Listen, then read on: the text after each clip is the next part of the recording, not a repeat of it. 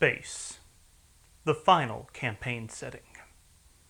These are the voyages of the GMSS Disaster Tour Guide. Its continuing mission: to explore strange new battle maps, to seek out new random encounters and new attacks of opportunity, to boldly roll for loot where no one has rolled for loot before.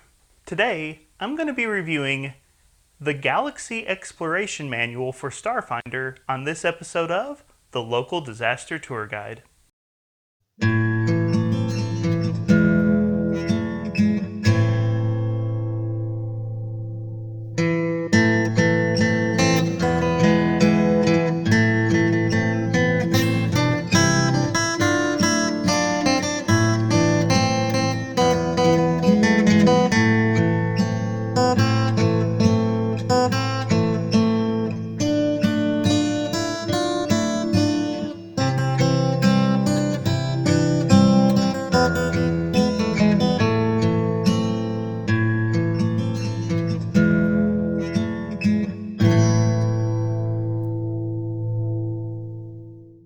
Hello travelers and tourists, my name is Mark and I am the Local Disaster Tour Guide. That's right, I am a storyteller who is definitely dropping a villain biohacker with the ooze form ability at some point in the future. Welcome to a journey through the fantastic world of TTRPGs like Pathfinder and Starfinder. Today, I'm going to be doing a review of the latest Starfinder book, the Galaxy Exploration Manual. This book is marketed as a resource for players and game masters who are interested in running exploration-style campaigns inside of Starfinder, and we're going to be taking a look at this, and I will be offering my thoughts on this book as a product, highlighting both some of my praises and some of my criticisms, and giving you my thoughts about this product overall. Today, we will be asking if the GEM is truly a gem, or whether or not I owe you an apology for that terrible pun. The answer is probably both. Now, before we dive into the review itself, there are a couple of things I want to go ahead and state. First, this review is not sponsored in any way.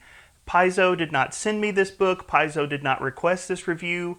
I purchased the Galaxy Exploration Manual for my own collection. I collect Starfinder books, and I was interested in adding this to my collection. So this is not a sponsored review. This is just me offering my thoughts about a product that I added to my collection. And then the second thing I want to say is this: as always, the golden rule on any review that I do on this channel is I am just some random guy on the internet, and my opinion is just that. It's an opinion. The best review you will ever have of any gaming product is to try it for yourself. It is always best if you can try it before you buy it, maybe borrow it from a friend, maybe check it out at a local gaming store. But I strongly encourage you, don't just take my word for it when it comes to this product, but definitely check it out for yourself before making any purchase decisions. With that in mind, let's get started. Let's start with some basic information about the Galaxy Exploration Manual. This book comes in at around 155 pages with an MSRP of $39.99 and is available for purchase on Paizo's website and is probably available at your local gaming store or local bookstores in your area as well.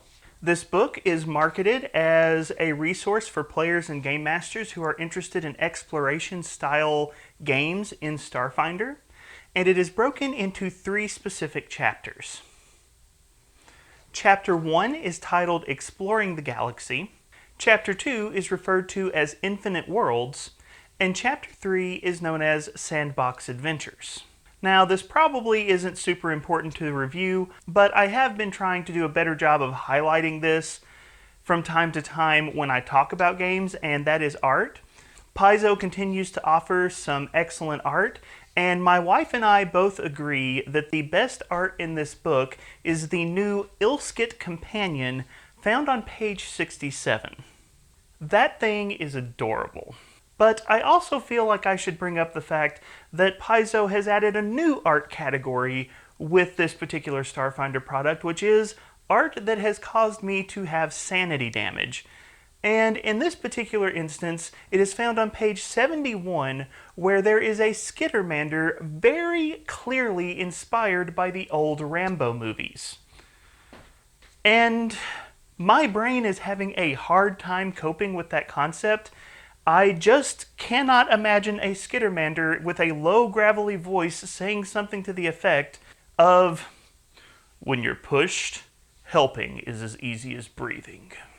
I was just not prepared for that particular reference done that particular way, but I feel like it needed to be noted nonetheless.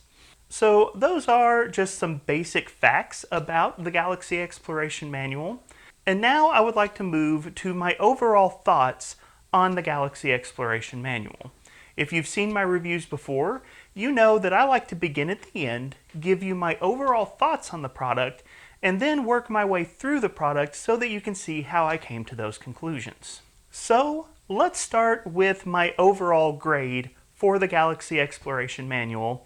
And to kind of set the scale, the Galaxy Exploration Manual, at least as marketed, is probably what I would call a C-tier product for Starfinder. It is a book that is focused on one very specific aspect of play inside of the game Starfinder, and because it is focused on one very specific aspect of the game, it's one of those books that when you are playing that style of adventure, it is probably very useful, but when you're not playing that style of adventure, it is probably just going to sit on your shelf, to be honest. So when I was approaching this book, I was approaching this book as a C-tier purchase or product. And my final evaluation of the Galaxy Exploration Manual actually raised that assessment an entire letter grade. I give the Galaxy Exploration Manual an overall grade of a B. This is a fantastic Game Master resource, especially for Game Masters who are interested in running exploration-style campaigns. I genuinely appreciate this product, and if you are a storyteller for Starfinder, I strongly recommend this product. I am very, very happy that I picked it up. Which is why the next thing that I'm going to say probably sounds meaner than I intend it to be, and that is that the Galaxy Exploration Manual is not what I would really call a Starfinder player product. I genuinely think the best description of this product is that it is a Game Master resource that includes several nice options for players if the Game Master is running an exploration style game. In fact, if I had to give this book a major flaw, it's that honestly I feel like Paizo did not know how to market the Galaxy Exploration Manual. Since this book was originally announced, I saw a lot of references to player content and player options and giving players new just things to do in exploration settings and exploration adventures, and I kept hearing the word player over and over and over again to the point that I honestly thought that this was going to be a player product. It wasn't until PaizoCon that I actually heard Paizo reference the fact that there was even going to be Game Master material in this book. So when I was approaching this book, I was actually kind of shocked as to what it actually turned out to be. And I will admit, maybe I missed some stuff. Maybe I missed the right panel, or maybe I missed the right announcement. But when I heard Galaxy Exploration Manual, I was expecting player content, and instead what I got was a lot of Game Master content. And so I kind of want to put this out there to anyone who is considering this book. Overall, I really feel like this book is focused much more heavily on Game Masters, on storytellers for Starfinder, than it is for players. Yes, there are player options, and I'll talk a little bit about them as we move through this book, but overall, I really feel like this is a product intended for and useful to Starfinder storytellers. In fact, another aspect of the marketing around this book that I want to talk about is that I feel like Paizo didn't do a good job of expressing what they meant when they said exploration. If you heard the marketing material, you heard the word exploration used a lot, but exploration, especially in a TTRPG, can have a lot of different contexts. And if I'm being honest, I really didn't know what Paizo meant when they said exploration in the context of this book and in the context of this game. So let me just go ahead and say that if you're wondering what kind of exploration the Galaxy Exploration Manual is supporting, I would describe it as Star Trek. Seriously, this book is structured in such a way that if your group is interested in playing out a game very reminiscent of the old Star Trek TV shows, this book is perfect. If you like episodic adventures, if you like traveling from place to place, seeing different locations, seeing different weird encounters, and just having this episodic progression to your story, this book is perfect. So when the Galaxy Exploration Manual says exploration, think Star Trek, because that's really what they're going for here. Now, to that effect, if you're a game master who is considering the Galaxy Exploration Manual, that does mean that this product is not going to be as strong if you are running more streamlined style games such as an adventure path. If all of your locations are set, if there's not a lot of exploration to do, then this book may not be the best resource for you. Now, I know all of that taken together is a weird mishmash of commentary on this book.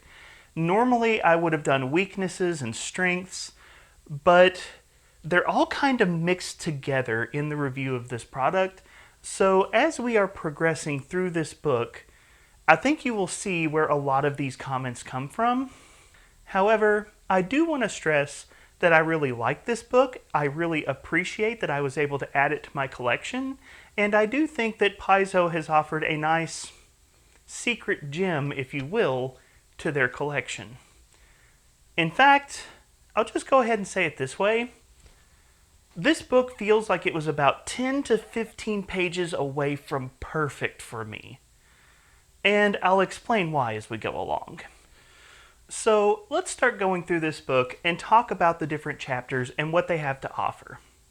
Chapter 1 is called Exploring the Galaxy, and this chapter is the most player-focused of the 3 chapters. There is still definitely material in here that game masters are going to enjoy, but I would say of the chapters in this book, Chapter 1 is the one that players are going to be the most interested in, and that's because it does offer a lot of options for players. The chapter begins with some PC backstory tools. Now, to be honest, I have seen a lot of these in a lot of different gaming systems, so this is not the most important thing to me, but I do like the fact that they included a background table for how your character is connected either to the party or to a particular member of the party. That, I think, was a nice addition to this concept of PC background. However, most players are probably going to flock to the crunchier bits of this chapter, which are the actual options for their characters. There are options for every single class that is currently a published part of the Starfinder game, as well as several equipment options that PCs can take advantage of, strangely including a number of grenades. I was kind of surprised that grenades took up so much of the equipment section. But when you look at this particular chapter in detail, you'll begin to notice why I say that this book is not really a player resource. It certainly has player options, but a lot of those options are single use. Almost all of the class options that you find in this particular chapter are things like biohacker theorems or mechanic tricks or envoy improvisations.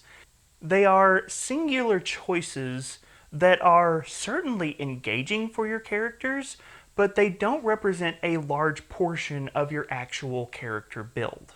Don't get me wrong, I love the new biohacker ooze form ability, and oh my gosh, I'm going to have fun with that at some point, I guarantee you. Every class gets something fun in this section. Even the Envoy, which I feel like gets glossed over sometimes, gets some fun abilities like the comedic gold of the shoo shoo ability. There's just a lot of fun things in this chapter that your PCs can take, but the reality is you're probably not going to take a lot of them. You might take one here or one there, but they're not going to represent major portions of your character build. In fact, in this entire section, there is one soldier fighting style and two mystic connections that represent choices that will impact you at more than one level. Now, allow me to say, this is not bad design. The style of exploration that they're going for in this book is episodic exploration.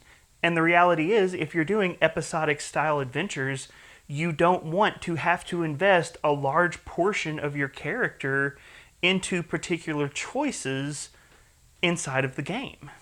The idea that you have one-off abilities here or one-off pieces of equipment there that are useful in that specific context but don't require a lot of investment on your part as a player, that's good design for what they're going for, but as a PC, you're probably not going to use a lot of this book. And that's why I say that even though there are fun player options here, that this book ultimately is probably not a player resource as much as it is a game master resource with cool PC options instead. However, there is one thing in Chapter 1 that I do want to highlight, because this was the portion of the book that convinced me I had made a good purchase. Hexploration. Or, as I would like to call it, Hexploration Plus. Now, if you've played Pathfinder 1st Edition or Pathfinder 2nd Edition, you may be familiar with the concept of hexploration. The idea of giving your characters a map of a particular area and just letting them explore across this hex grid map and see what they can find. I didn't do much hexploration in 1E, but I've used it a few times in 2E, and I have found that hexploration can be a very fun and very engaging system. And when I was flipping through Chapter 1 of this book and suddenly there were hexploration rules in space, I was so excited. I was so happy that Paizo decided to include hexploration rules for Starfinder that it just really is the highlight of this book for me. Paizo, why didn't you put this on the back of the book? I would have jumped on this purchase a lot faster. But here's the thing, it's not just Pathfinder hexploration because you're in space now. They have included hexploration rules at the galaxy level, at the system level, at the in-orbit scanning the planet level, and then at the classic exploring the actual terrain level. It is 4 different scales of exploration with specific rules for how to handle that particular style of gameplay. I absolutely love it, and Game Masters, you are probably going to want to make a cheat sheet of a lot of the material in this particular section because this is quality content. If you like hexploration in Pathfinder, you're going to love hexploration in Starfinder. They did it well. Now, Chapter 2 of this book is going to shift the material in a more Game Master focused direction. It's known as Building Worlds, and it's all about basically just building different settings or locations inside of the game for your players to go and explore. Now, I have seen some conversation online about the Building Worlds section in this book versus the Starfinder deck of many worlds. And I just want to say, this is probably going to be more fun as a game master. You'll probably get a lot more unique and crazy ideas out of this product. But if you're looking for detailed information about building a setting, the Galaxy Exploration Manual is going to do a better job of diving into those details. This chapter is broken into several sections. The first one is just called Building Worlds, and it's kind of a step-by-step process of these are the things you want to do when you are building a location. The largest section is a collection of biomes, different types of terrain or different types of settings that your players might go to, with an exploration of the different concepts, ideas, and things you want to think about when you are considering those biomes. So, for example, if you are in forest terrain, they will give you an idea of some of the adventures you might be able to do there, some of the rules that you want to keep in mind if you're doing a forest setting, and in each of the biome sections, they also offer some player character options that are tailored to that particular setting. A good example of this is the marsh biome, where they very clearly stole some inspiration from the old Rambo movies. Yes, that artwork still haunts me. After that, they have 4 subsections on alignment, magic, religion, and technology, and how these 4 different aspects of the game might impact a particular region, a particular world, a particular setting that your players are exploring. Overall, this is a very strong chapter. I like a lot of the material here. Like I said, this is a serious take on what you could previously do with the Deck of Many Worlds, and there's a lot of quality content. In fact, the only major complaint I have in this chapter is that they put some of the player character options in this chapter, and it really just kind of makes them hard to find. Where can I find that particular rifle? Where can I find that particular feat? Which biome did I read about when I saw that thing? Honestly, all of those things should have been stuck in Chapter 1 with the other player character options.